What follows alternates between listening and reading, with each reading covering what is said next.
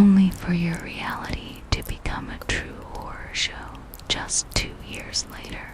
For Matthew Trussler, his festive home in Riverview, Florida, became the scene of a real-life nightmare where the only blood wasn't from a costume. It was genuine, and the screams caught on a neighbor's surveillance camera weren't part of any haunted house, but a chilling soundtrack to his final moments just months before his death. On his 25th birthday, Matthew posted about his joy a quarter century in, and I've got a house, a dog, 4 fur cats, and an amazing girl. I'm a happy man. A snapshot of a life he believed he was building, starkly contrasted by a prosecutor's description of the crime scene as the bloodiest I've ever seen, revealing he bled out slowly for hours from multiple wounds.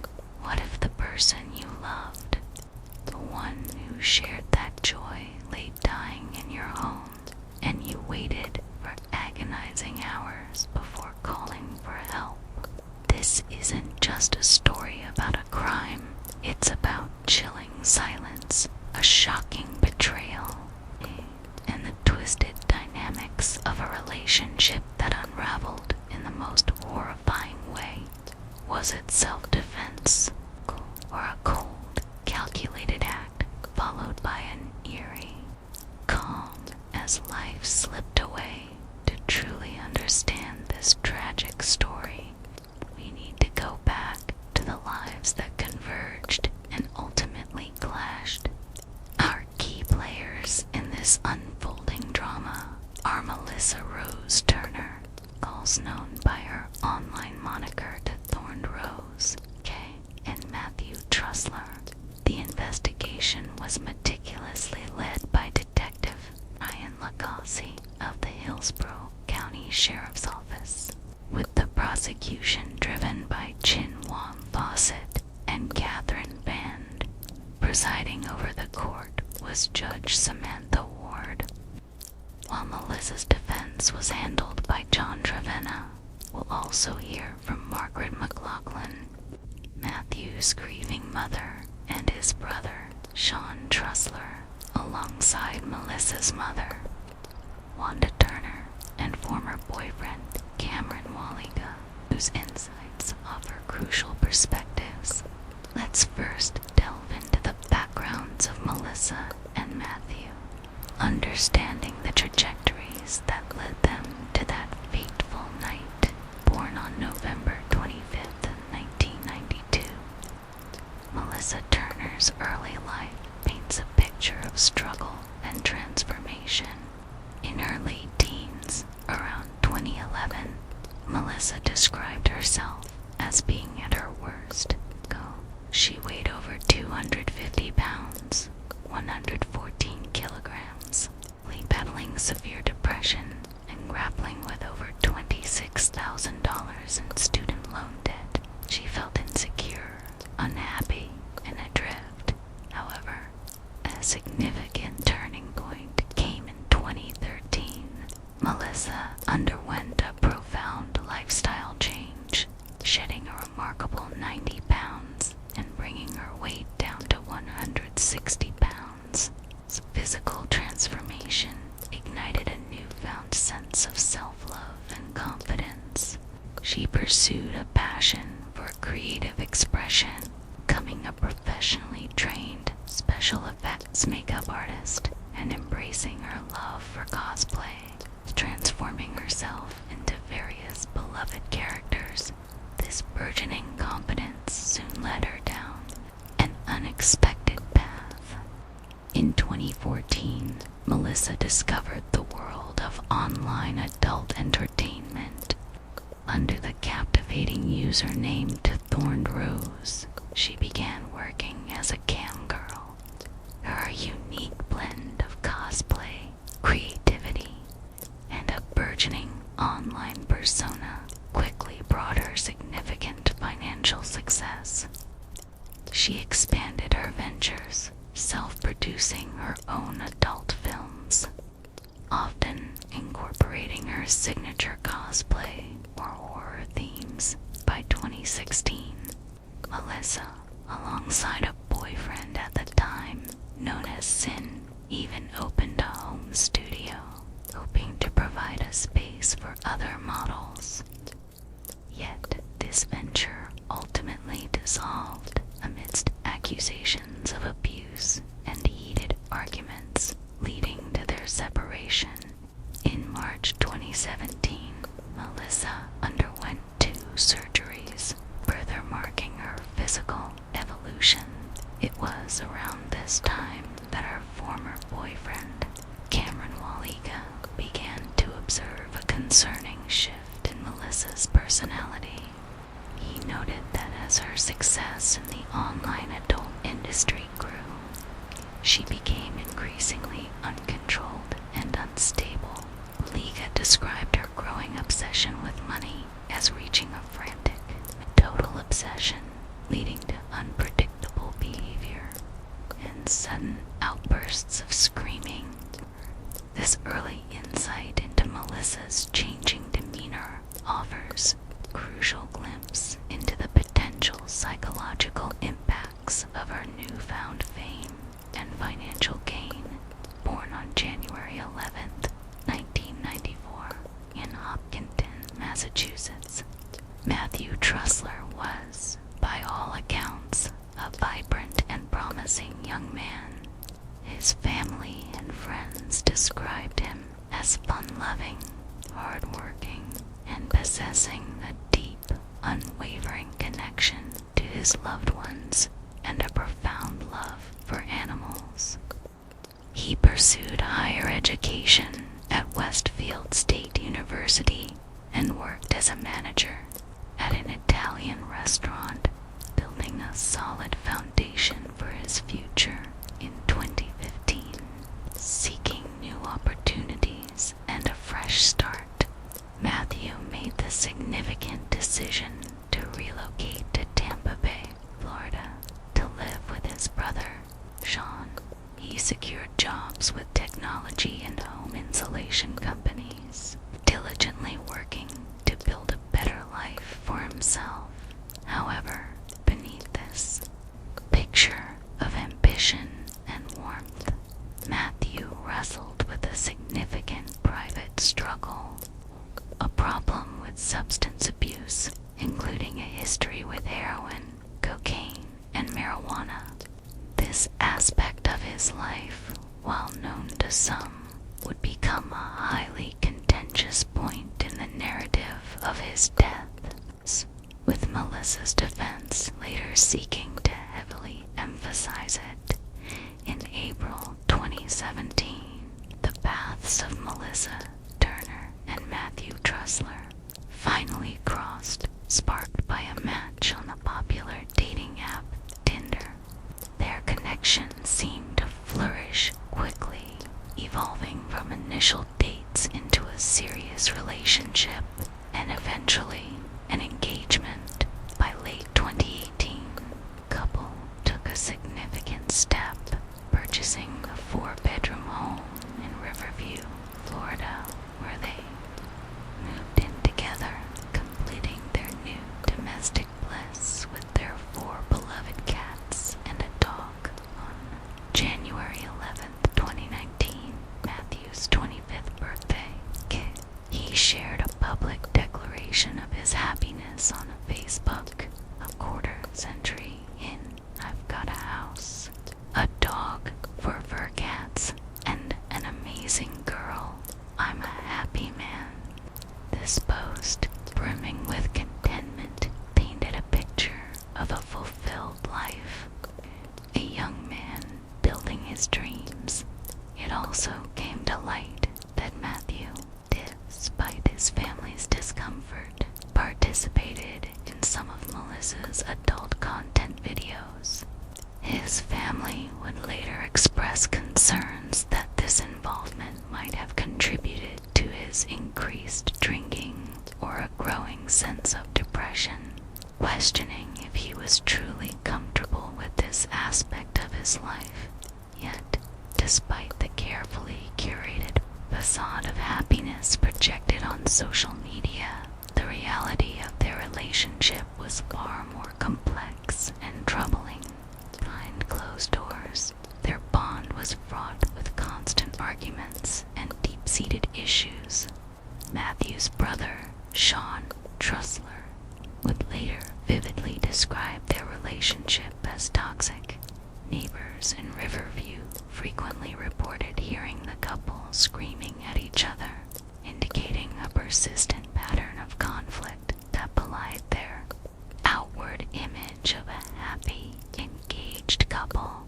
A particularly poignant moment occurred on September 23rd, 2019, just weeks before Matthew's death.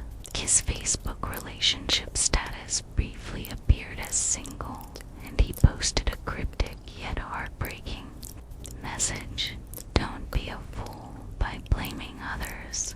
Fight your own battle."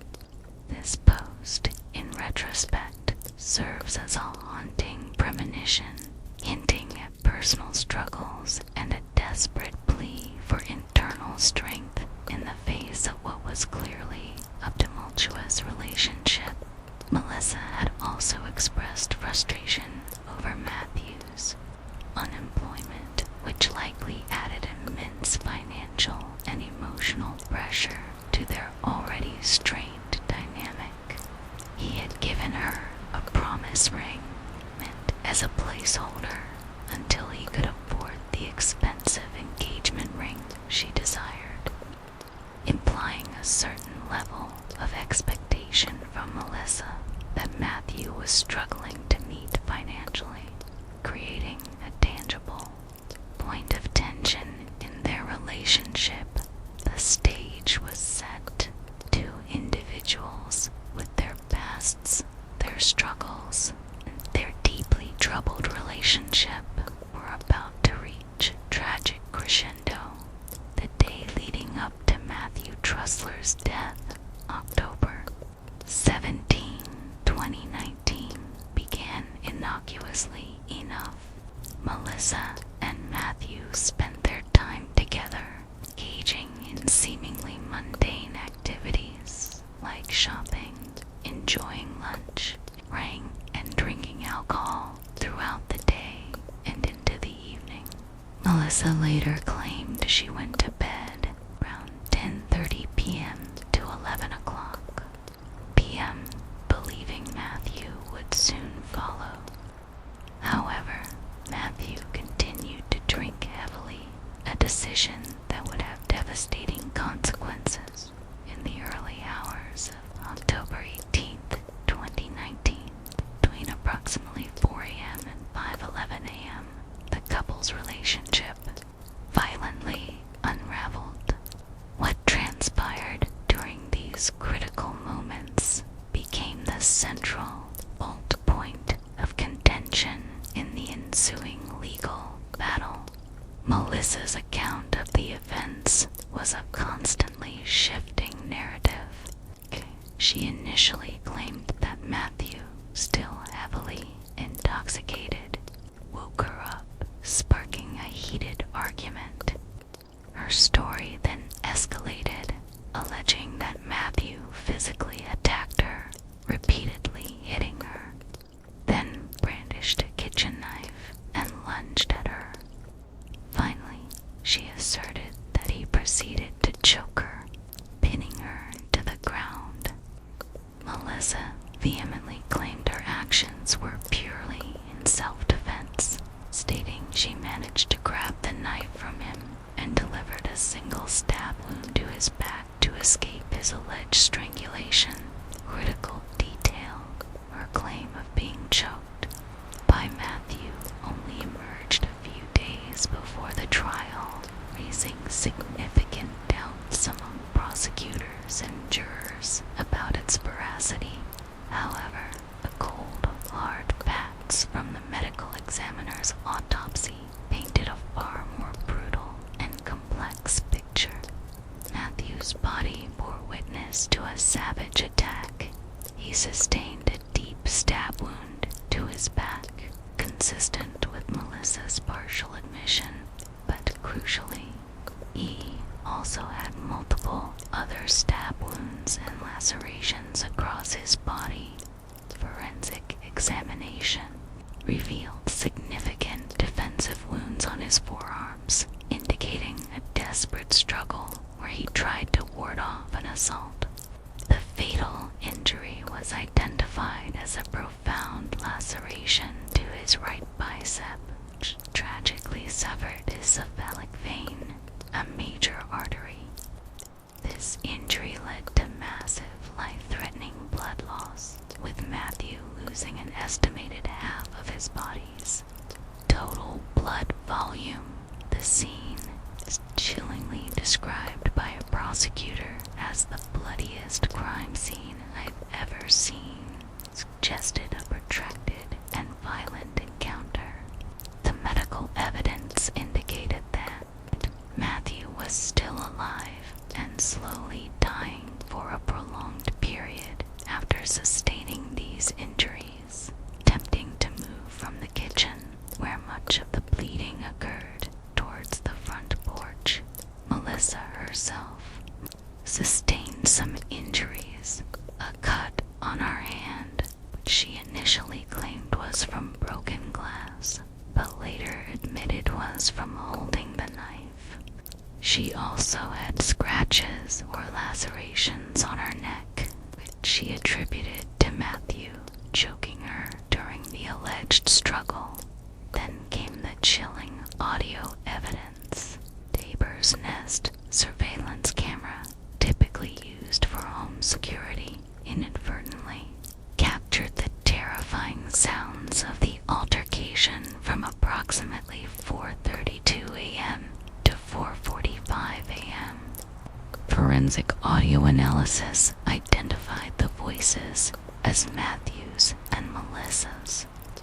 Melissa's voice was prominently heard, screaming commands and insults. Just stay down for 32 a.m. Damn it, for 33 a.m. I hate you for 35 a.m. Repeatedly get up for 35 a.m. 4:37 a.m. Too arrogant, I hate you 4:37 a.m. Repeatedly go die 4:39 a.m. Let's go 4:40 a.m. You die for 42 a.m. No, 4:44 a.m. And finally, the haunting, almost questioning, what did I do? 4:45 a.m. The audio also picked up disturbing sounds, glass breaking for 33 a.m., thumping for 37 a.m., and a slapping sound for 43 a.m., painting a vivid, horrifying sonic landscape of the violence unfolding within the home, adding another layer of tragic precision. Matthew's smartwatch data indicated that his heart stopped detecting a heartbeat just minutes after the recorded altercation began, specifically around 4:45 a.m., pinpointing the likely time of his death. Perhaps one of the most perplexing and damning details was the 4-hour delay before Melissa called for help. Despite Matthew being critically injured and slowly bleeding to death, Melissa did not dial 911 until 8:45 a.m. Prosecutors argued this prolonged delay demonstrated a callous intent and a deliberate desire for Matthew to die, rather than a genuine fear for her own life. A juror later unequivocally stated she knew he was going to die. She knew it, Coleman, and she didn't call anybody, a sentiment that strongly resonated with the prosecution's theory, further undermining Liz's claims were critical pieces of in-house ADT camera footage found on Melissa's own phone. One clip from approximately 3:42 a.m. showed Matthew moving calmly and unarmed, while Melissa followed him, appearing stooped and angry, suggesting she was the initial aggressor, or at least highly footage captured Melissa running frantically from the kitchen area around 4:01 a.m. God, and then appearing at the front door at 4:08 a.m. with a visible red mark on her hand. These timestamps directly contradicted Melissa's later claim that she had blacked out for hours after hitting her head, providing concrete evidence that she was conscious and active during a significant portion of the critical 4-hour delay. At 8:45 a.m. on October 18th, 2019, Melissa Turner finally made the call to 911. Her voice, though distressed, initially spun a tale of discovery. She reported finding her boyfriend, Matthew Trussler, dead on their patio, cold and unresponsive, claiming she had no idea what had happened to him. This call immediately triggered a full-scale response from law enforcement. Police and paramedics quickly descended upon the Riverview home. Matthew was officially pronounced dead at the scene. His body bore undeniable signs of a brutal attack: discolored skin, the onset of rigor mortis, and clear, visible wounds that pointed not to an accident or a self-inflicted injury, but to a violent assault. The initial scene immediately raised suspicions, shifting the focus from a mysterious death to a homicide investigation.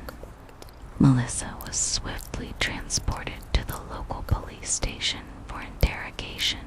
It was during this questioning that her initial story began to crack under pressure. Faced with probing questions and the mounting inconsistencies of her narrative, her account began to shift dramatically. She eventually admitted to a heated argument with Matthew and critically confessed to stabbing him.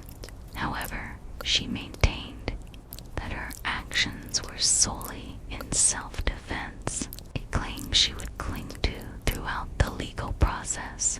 A pivotal breakthrough in the early investigation came when Detective Ryan Lagasse of the Hillsborough County Sheriff's Office discovered the Nest surveillance camera belonging to a neighbor.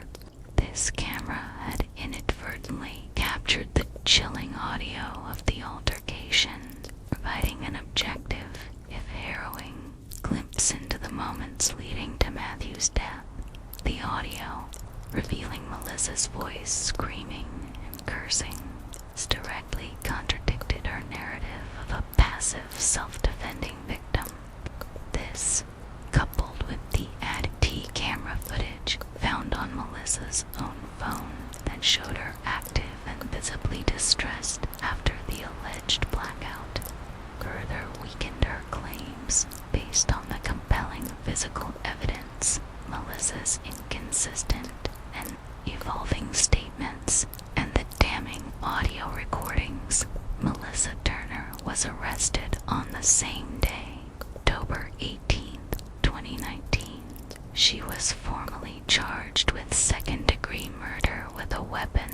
The swiftness of the arrest underscored the strength of the evidence gathered against her, marking the official beginning of a complex and highly scrutinized legal battle.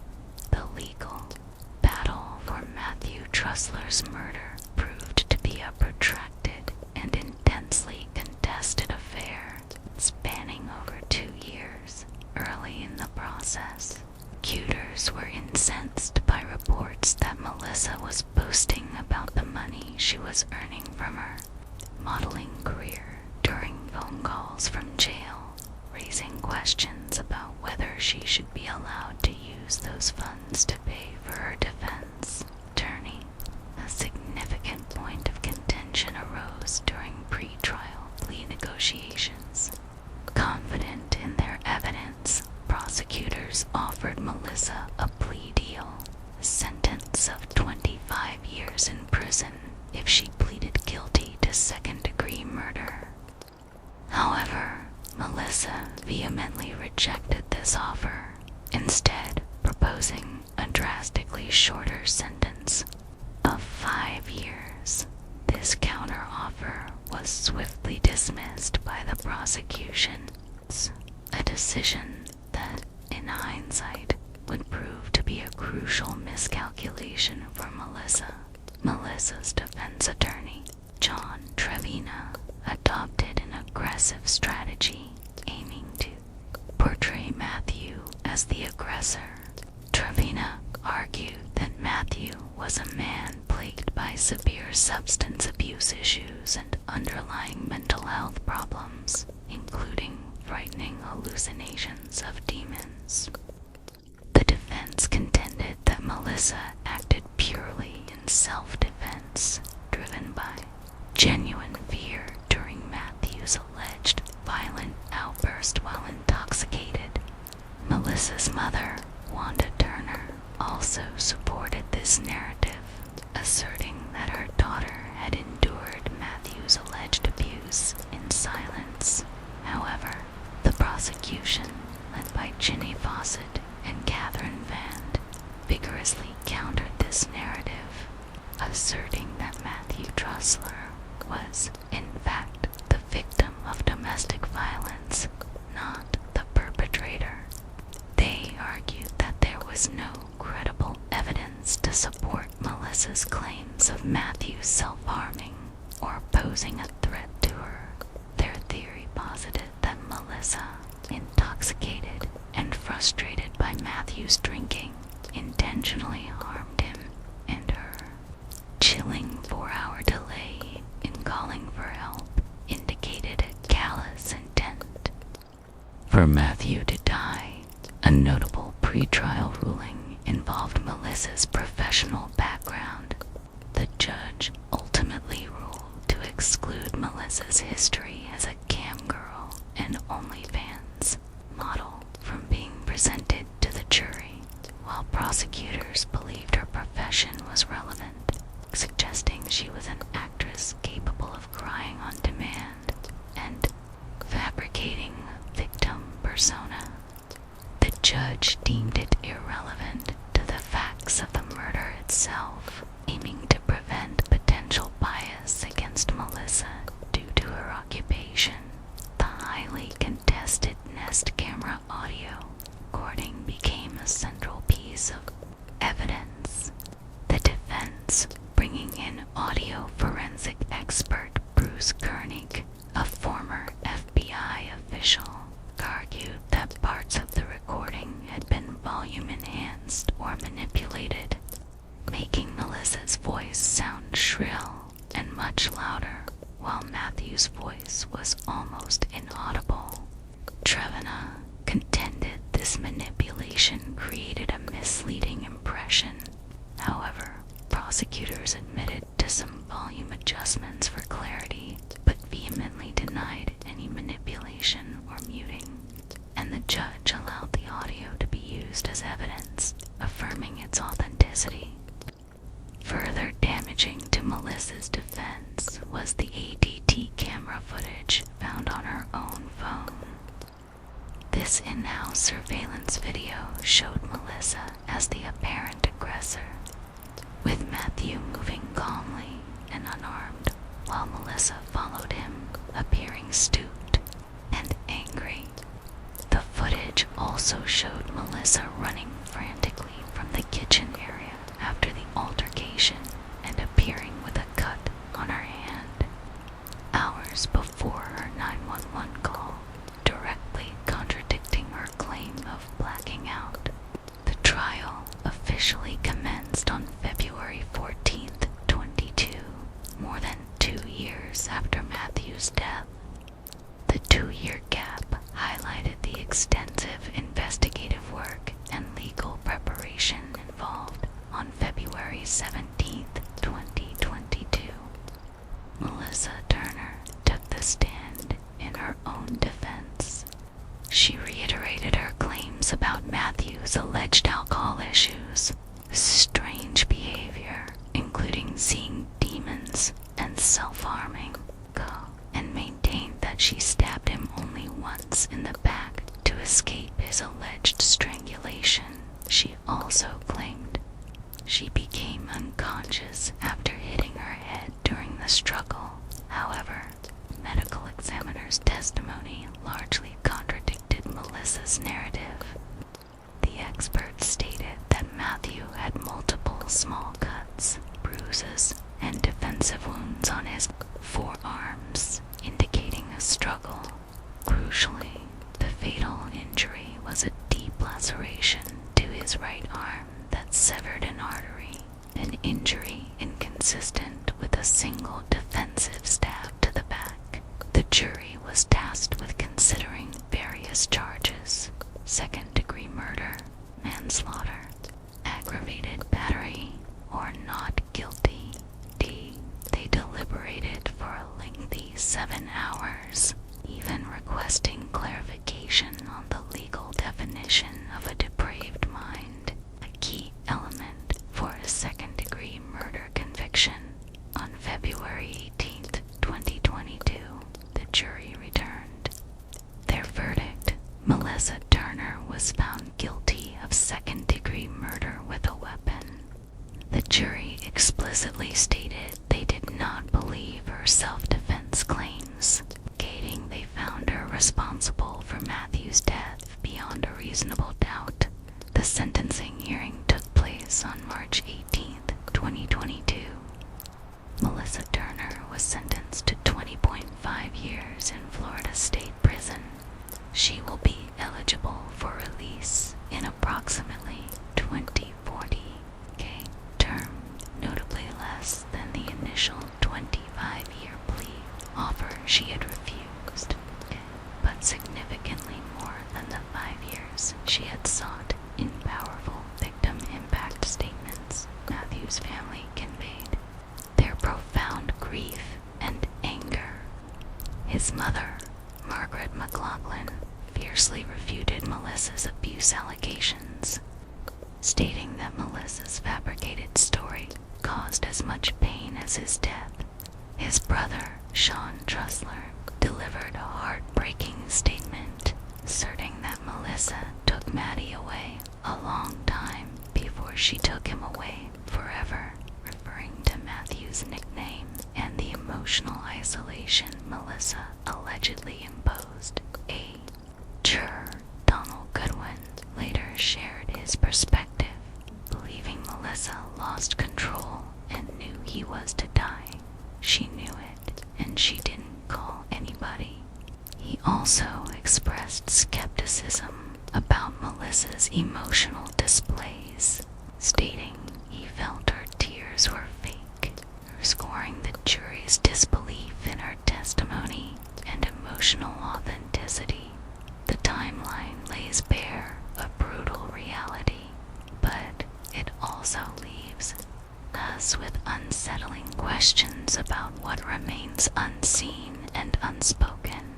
Even after a guilty verdict, some cases leave us with an unsettling feeling, a persistent echo of questions that refuse to be silenced. The murder of Matthew Trussler and Melissa Turner's conviction is undeniably one of those cases. Despite the court's decision, crucial elements remain shrouded in ambiguity, forcing us to question the full truth of that horrifying night. At the very core of Melissa Turner's defense was an unwavering, dramatic claim that Matthew Trussler was the true aggressor, a man battling severe addiction, profound mental health issues, including terrifying demonic hallucinations, and a propensity for violence. Melissa alleged Matthew was prone to self-harm, cutting his skin or burning himself, and, most critically, that he consistently abused her. Her mother, Wanda Turner, staunchly supported this narrative, asserting Melissa had silently endured years of domestic abuse. Melissa's defense attorney, Don Trevenna, meticulously built his entire strategy around this premise, arguing Melissa, at self-defense, genuinely fearing for her life against Matthew's alleged drunken rages and attacks. However, this deeply distressing narrative collided head-on with a powerful emotional counter-narrative from Matthew's grieving family. His mother, Margaret McLaughlin, and brother, Sean Trussler, adamantly and tearfully denied Melissa's accusations. They vehemently rejected the notion that Matthew was an abuser, portraying him instead as a kind, loving, and supportive individual. They labeled Melissa's story of abuse as outright fabricated, a cruel and calculated manipulation designed to divert blame and sympathy onto their deceased son. Sean Trussler went further, alleging that Melissa had deliberately isolated and manipulated Matthew, gradually severing his ties with his loving family and friends. This, Sean claimed, left Matthew vulnerable and without his usual support system, making him easier prey. The starkness of these two opposing accounts is baffling. How can two families so intimately connected to the same relationship offer such diametrically opposed versions of reality? The jury ultimately sided with the prosecution, explicitly stating they did not believe Melissa's self-defense plea. This verdict legally discredited her claims of being a victim of abuse in this specific instance. Yet, outside the courtroom's legal findings, the profound contradiction remains a haunting mystery. Is Matthew truly a hidden abuser, capable of lying? The violent and disturbing acts Melissa described, even if unseen by his family, or was Melissa a woman capable of crafting elaborate online personas, also capable of fabricating a narrative of victimhood to save herself? The lack of definitive, verifiable, external evidence beyond the individual's own testimonies to conclusively prove or disprove Matthew's alleged history of abuse leaves us in a deeply unsettling limbo. It forces us to confront the uncomfortable reality that sometimes the full truth of a relationship's internal dynamics, especially one as volatile as this, may remain forever elusive, locked behind closed doors that only the couple truly knew. The events of that early morning leading directly to Matthew's death are a tangled web of conflicting statements and grim forensic evidence, leaving the precise sequence of events shrouded in brutal ambiguity. Melissa Turner's account of what happened on October 18th, 2019, proved to be a constantly shifting and inconsistent narrative, which became a significant red flag for investigators and ultimately the jury. Her initial call to 911 was deceptively simple. She found Matthew dead, knew nothing. This quickly evolved during police interrogation into an admission of a confrontation. Then the story shifted to self-defense, claiming she stabbed Matthew only once in the back, but the changes kept coming. Crucially, the claim that Matthew had choked her, key element that would legally justify a lethal self-defense response, only emerged a few days before the trial. This late addition was highly suspicious, suggesting a desperate attempt to shore up a failing defense narrative with a desperate, last-minute detail. What truly transpired in those chaotic minutes? Melissa claimed a single defensive stab. However, the The medical examiner's findings painted a far more brutal picture that flatly contradicted her story. Matthew suffered multiple stab wounds, deep lacerations, and extensive defensive wounds on his forearms. These injuries spoke of a prolonged, violent struggle, not a quick, single defensive action. The fatal wound, a severed artery in his right bicep, was particularly perplexing for Melissa to explain within her self-defense narrative. Oh wait, how did a single stab to the back lead to such a devastating injury on his arm? An injury that drained half his blood volume. The jury specifically noted these discrepancies, finding that Matthew's injuries simply did not match Melissa's account. The chilling audio from the Nest camera, while providing a time-stamped record of screams and hateful words, doesn't visually clarify the movements or the exact sequence of attacks. Whose voice dominated? Who initiated what? Was Matthew truly attacking Melissa with a knife and choking her? Or was he desperately trying to defend himself against her escalating aggression, as implied by his defensive wounds?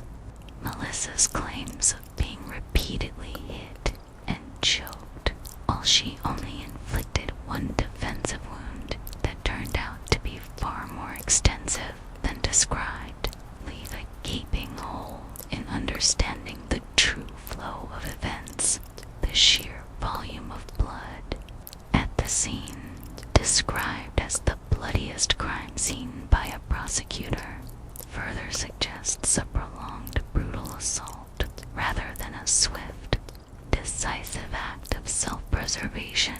The conflicting testimonies from Melissa herself, combined with the irrefutable forensic evidence, mean that the precise sequence and the exact nature of the violence remain profoundly ambiguous and fiercely debated. What was the real dynamic of that final, deadly confrontation? And why did Melissa's story evolve so dramatically, almost as if she were trying on different roles until one fit the desperate narrative of a blameless victim? Perhaps one of the most unsettling and psychologically intriguing aspects of this case is Melissa Turner's baffling emotional inconsistency during her police interrogation. Her behavior raised immediate red flags for seasoned detectives and prosecutors alike, challenging their understanding of genuine grief versus calculated performance. Imagine this chilling scenario. Melissa would break down, sobbing uncontrollably, expressing profound distress over seemingly mundane details, such as a delayed sofa delivery she had chosen with Matthew, or simply the overall situation. Yet, in stark contrast, when the conversation shifted to direct, critical questions about Matthew's death or the moments leading up to it, her demeanor would abruptly and chillingly normalize. Her voice would become calm, her tears would cease, and she would respond with a detached composure that seemed utterly out of place for someone who had just lost their fiancé in a violent manner. Detectives noted these jarring shifts. She was observed laughing between moments of tears, or displaying an eerie calmness when discussing her phone type.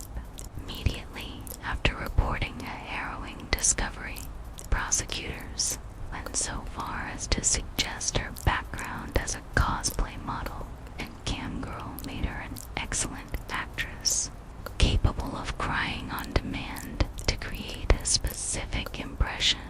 Her former boyfriend, Cameron Walliga, had already noted her becoming unstable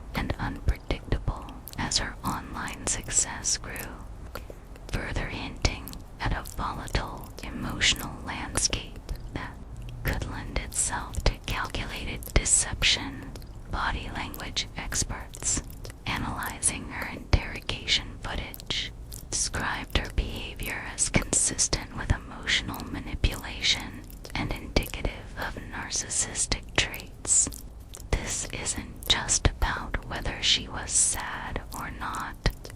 It's about the authenticity of her expressed emotions and whether they were genuine responses to trauma or a calculated performance designed to evoke sympathy and project an image of victimhood.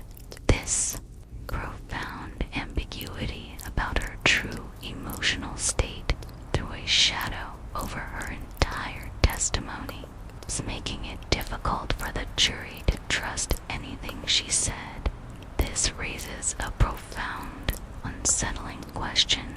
Was Melissa's distress genuine, a sign of a fragmented mind under immense pressure, or was it a masterful, chilling performance, carefully orchestrated to deceive her interrogators and the eventual jury?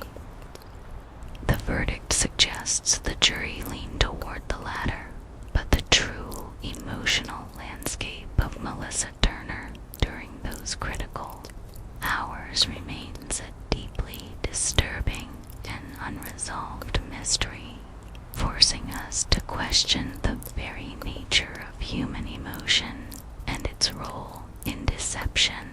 The digital evidence in this case, specifically the ADT camera footage from inside the couple's home and the Nest camera audio recording from a neighbor, became central to the prosecution's case, yet their interpretation and authenticity were fiercely contested by the defense, adding another layer of intrigue and doubt to the proceedings.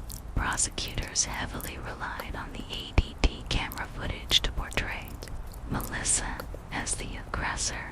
They pointed to scenes showing Matthew moving calmly and unarmed, while Melissa followed him. Her body language described as stooped and angry. Later, footage captured Melissa running distraught from the kitchen area and critically appearing at the front door with a visible cut on her hand at 4:08 a.m., hours before her 911 call. This footage directly contradicted Melissa's claim of being unconscious or unaware of events during that time, providing irrefutable visual evidence of her activity, adding to the complexity. The Nest camera audio captured the chilling sounds of the altercation. It included a woman's voice, identified as Melissa's screaming phrases like "Damn it, I hate you," and repeatedly commanding Matthew to get up and go away. The prosecution presented this as raw, irrefutable evidence of Melissa's aggression and intent, a direct auditory window into the horror. However, Melissa's defense attorney, John Trevena, brought in audio forensic expert Bruce Koenig, a former FBI official who claimed the Nest audio had been volume enhanced or manipulated. Koenig testified that this alleged manipulation made Melissa's voice sound shrill and much louder, while Matthew's voice became almost inaudible. The defense argued this was a deliberate attempt to bias the jury against Melissa, suggesting the evidence was not presented fairly and implying a sinister manipulation by the prosecutors, while admitting to some volume adjustments. For clarity, a common practice in audio enhancement vehemently denied any intentional manipulation or muting of voices. The judge ultimately allowed the audio to be admitted as evidence, seemingly dismissing the defense's claims of deliberate fabrication. But the controversy leaves a lingering question. Did the audio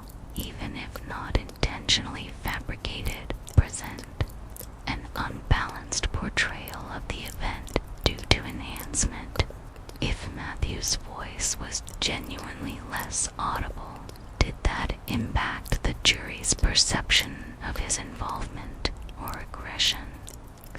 The conflicting interpretations of this crucial digital evidence meant that the definitive truth about what the recordings genuinely captured and how they were presented remained a point of fierce contention, needing a layer of uncertainty to the trial's outcome and fueling doubts about whether the full, unbiased picture was truly seen.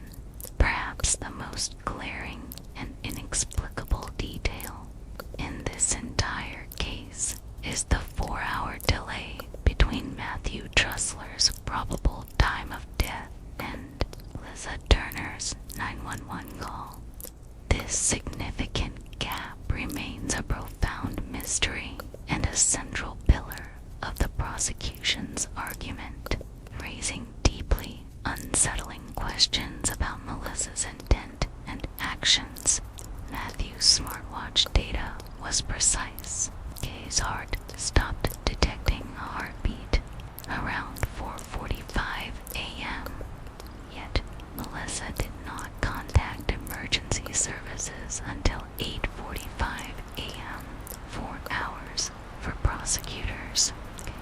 This wasn't just a delay, it was concrete evidence of callous intent. They argued it showed Melissa's desire for Matthew to die, rather than a frantic attempt to save him or an act of genuine self-defense. A juror, Donald Goodwin, echoed this sentiment bluntly. She knew he was going to die. She knew it, and she didn't call anybody. This direct accusation from a member of the jury highlights how impactful this delay was on the perception of her guilt, and how it undermined any claims of accidental harm or self-preservation. Melissa's explanation for this critical delay was as inconsistent as her other claims, and ultimately it crumbled under the weight of her own digital evidence. She stated that after Matthew allegedly attacked her and she stabbed him, she blacked out after hitting her head during the struggle. She claimed she only regained consciousness moments before making the 911 call. However, this convenient blackout story was definitively contradicted by the ADT camera footage from inside their home. The video showed Melissa actively moving around the house at 3:38 a.m. and 4:01 a.m., running distraught from the kitchen area.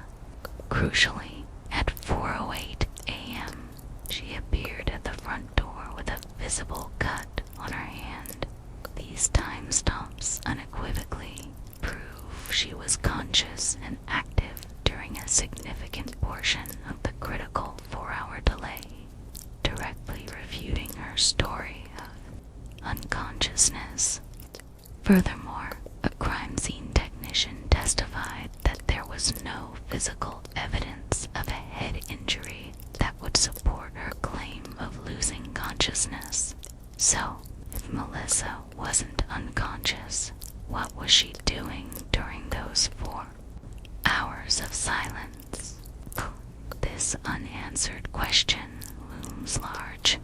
Was she attempting to clean the scene, dispose of evidence, or simply waiting for Matthew to succumb to his injuries? Was it a calculated decision to let him die, rather than face the immediate consequences of her actions? The lack of any credible explanation for this prolonged period, combined with the direct contradiction from her own video evidence, remains one of the most significant and chilling unresolved mysteries of the case. It leaves us with the haunting question: what truly transpired in those dark, silent hours before the 911 call, and what was Melissa Turner's true intent? The very silence of those hours speaks volumes about the darkness that consumed consumed their home. The case of Melissa Turner and Matthew Trussler is more than just a tragic crime.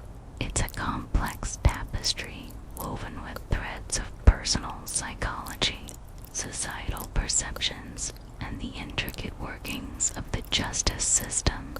Unpacking these elements allows us to move beyond sensationalism and delve into the human story. Seeking understanding rather than judgment, Melissa Turner's personal journey spun from struggling with body image and depression in her youth to achieving significant financial success as an OnlyFans model and cam girl offers a compelling psychological narrative. Her former boyfriend, Cameron Wallaga, observed a disturbing shift case. As her success grew, she became unstable, uncontrolled, and obsessed with money. This isn't to demonize her profession, but rather to examine how rapid shifts in personal circumstances, and particularly the demands of a public, curated online life, can impact an individual's psyche when self-worth becomes deeply intertwined with online validation and financial gain from self-commodification. The pressure to maintain a perfect, often fabricated, persona can be immense. Did the constant performance for an online audience blur the lines between reality and fabrication in our everyday interactions, leading to a diminished capacity for authentic emotional responses or an increased tendency towards manipulation? This psychological aspect becomes critical when we consider the allegations of manipulation and isolation leveled against Melissa by Matthew's family. They claimed Melissa deliberately isolated and manipulated Matthew, systematically drawing him away from his supportive family and friends. This tactic, often observed in abusive relationships, aims to weaken a victim's support network, making them more dependent and vulnerable to the abuser's control.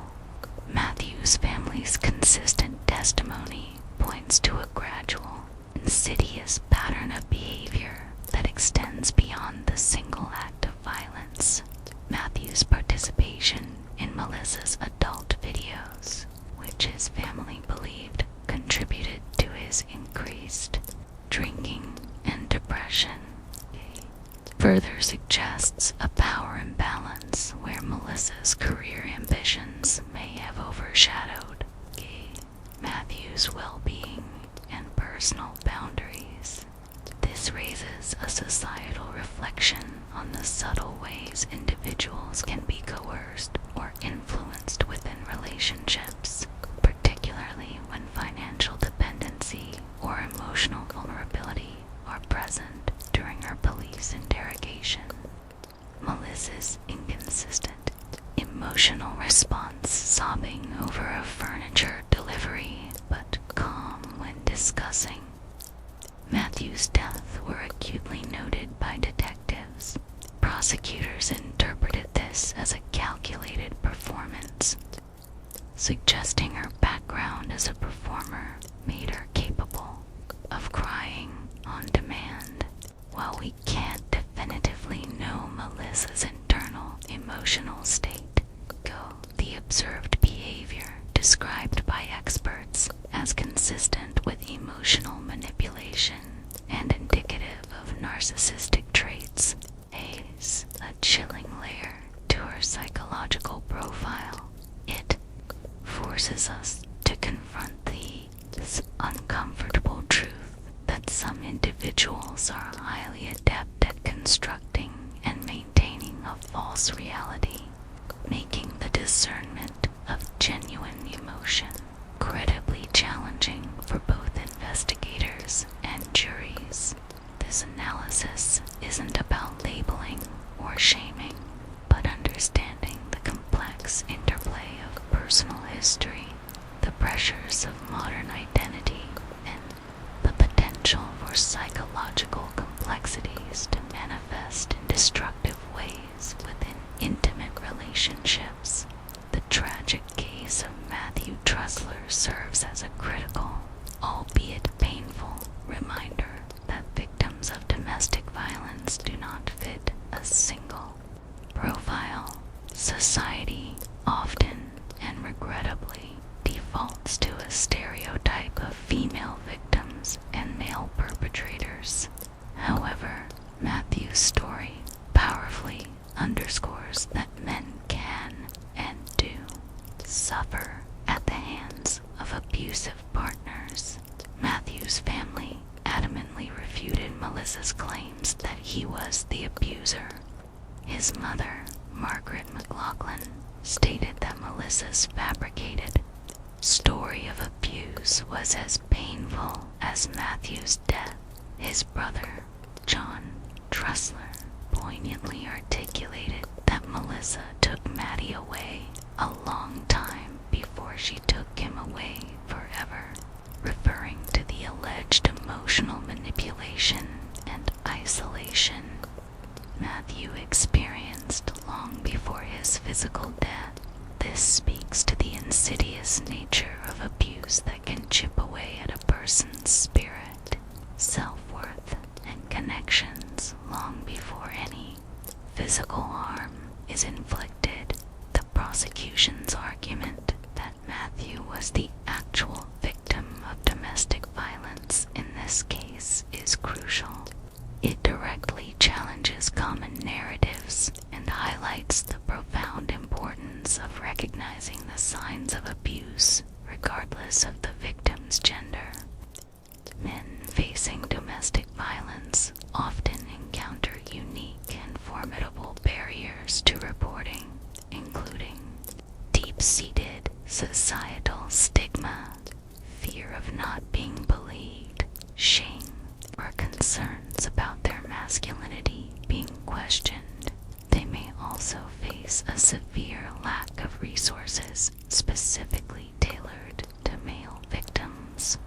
Matthew's alleged struggle with substance abuse, whether exacerbated by the relationship or an existing vulnerability, could have made him even more susceptible to manipulation and further isolated him, as addiction can be exploited in abusive dynamics or become a desperate coping mechanism for an unbearable situation. This aspect of the case compels us to broaden our understanding of domestic abuse, to look beyond stereotypes, and to acknowledge that violence, coercion, and control can exist in any relationship dynamic. It underscores the urgent need for a more inclusive and empathetic approach from communities, law enforcement, and support systems, ensuring that resources are available and recognized for all individuals trapped in abusive cycles is paramount, so that no one, regardless of their gender or background, feels compelled to suffer in silence due to societal preconceptions or fear of disbelief. Matthew's story is a call to action, to listen, to believe, and to provide comprehensive support for every individual caught in the devastating grip of abuse.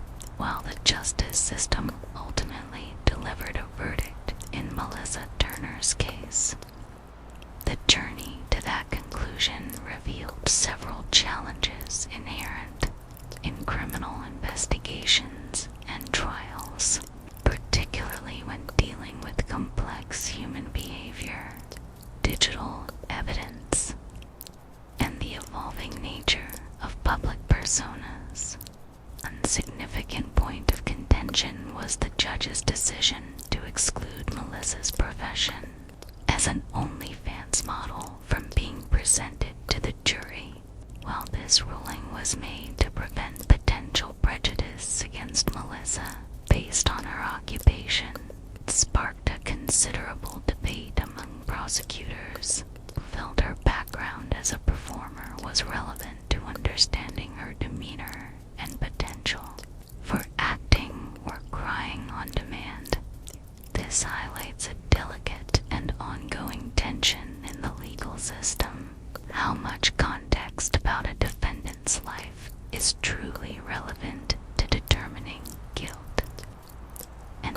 has it become unfairly prejudicial?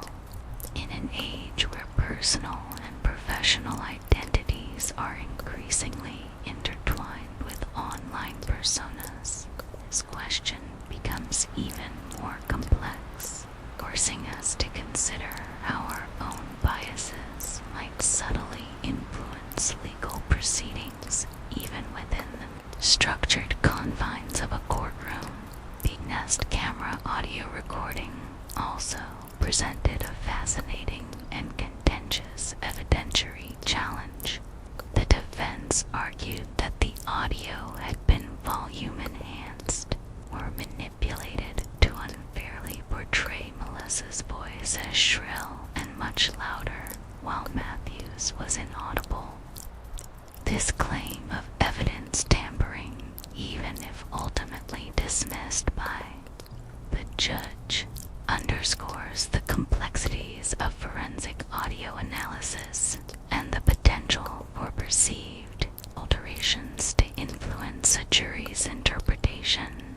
In a world increasingly reliant on digital evidence from security cameras to smart device, censuring its unquestionable integrity, transparency in its processing, and fair presentation becomes paramount to maintaining public trust in forensic science and the justice system itself. The battle of experts over digital files can obscure the underlying truth, leaving lingering questions about exactly what was heard or seen. Perhaps the most glaring and unaddressed systemic issue lies in the 4-hour delay before Melissa called 911, despite Matthew's smartwatch indicating his heart stopped around 4:45 a.m. Melissa waited until 8:45 a.m. to seek help. This extraordinary delay, coupled with Melissa's demonstrably false blackout claim, disproven by her own ADT camera footage, raises critical questions about individual responsibility, ethical obligations, and the potential for intervention. While the jury's verdict of second-degree murder implies they saw a depraved mind and callous intent in this delay, it points to a broader societal vulnerability. It begs the question, in situations of escalating domestic conflict, why do interventions so often come too late? Does the bystander effect play a role even in private settings where neighbors might hear screams but hesitate to call? What societal mechanisms could encourage earlier reporting or intervention in domestic disputes? This tragic delay highlights the critical importance of immediate action in emergencies and subtly underscores the community's role in recognizing and responding to escalating domestic incidents before they become fatal. The case serves as a stark reminder that even with sophisticated evidence and legal frameworks, the human element, the decision to act or not act, remains the most unpredictable and tragically often the most devastating variable. This case, therefore, extends beyond the courtroom, inviting us to reflect on deeper societal issues.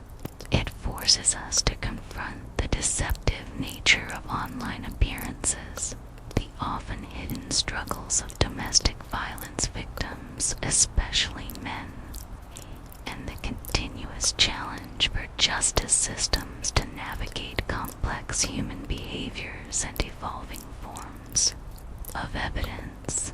It is a somber reminder that justice, while providing legal closure, doesn't always unravel every mystery, leaving us with profound